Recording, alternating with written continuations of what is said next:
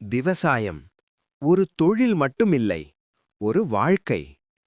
அதிகாலை நேரத்தில் முருகன் விவசாயி நெல் விதை வாங்க சந்தைக்கு சென்றார்.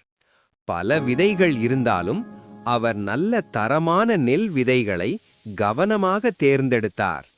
அதை வீட்டிற்கு கொண்டு வந்து நீரில் ஊற வைத்து முளைக்க கயிறிட்டார்.